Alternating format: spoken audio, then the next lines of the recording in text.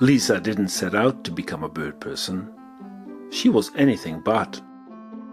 She ended up house-sitting for her aging hippie cousin on a lifestyle block 10 minutes from town.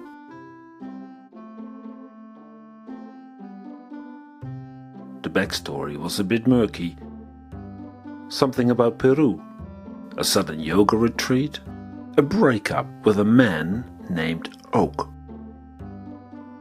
Oak? She rolled her eyes. Why can't they have nice sensible names like Little Prunes or Spot Knuckle? Before she realized it, Lisa found herself in charge of a chaotic flock of backyard birds. Lisa never noticed that the cat had wasted no time before conducting a strategic decamp to Gail's house across the valley. Chickens, her cousin had said casually, as if they were a standard issue. But this wasn't a normal chicken coop. There were guinea fowl, absurdly spotty and in constant alarm. There were quail with their sweet stubby silhouettes. A hen that looked like a feather duster. One rooster that screamed at the clouds. And ducks. Lisa never paid ducks much attention. They were food or park filler.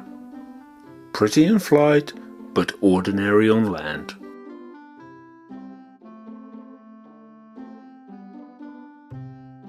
But these ducks were something else.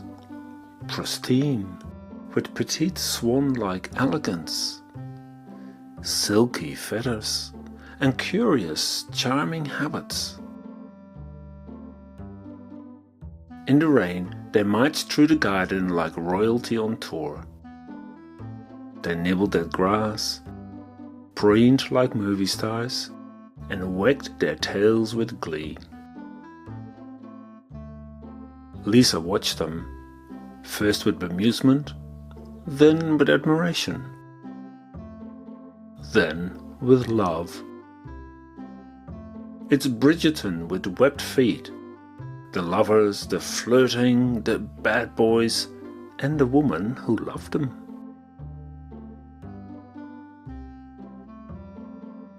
She wrote about their ribald adventures in a notebook, giggled about their imagined scandals. Then she began sketching them, their smooth lines and arcs, the geometry of wings folding into feathered symmetry. Lisa, a graphic designer by trade, never noticed how perfect ducks were as design concepts. Her sketches grew in complexity. Her apartment walls began to fill with photographs and paintings. In the city, she found herself loitering in parks near ponds, watching wild ducks, learning their names, discovering that bread was terrible for them, and there were over 100 species worldwide. She laughed at how much she now cared.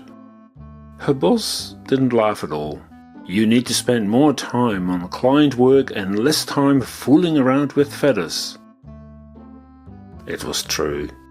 Feathers, eggs and bird forms were appearing in unexpected corners of her work.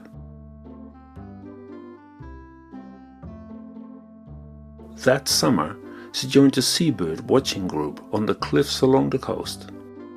It was there she met Callum, shy, soft-spoken, with a pair of well-worn binoculars and a field guide that was taped together.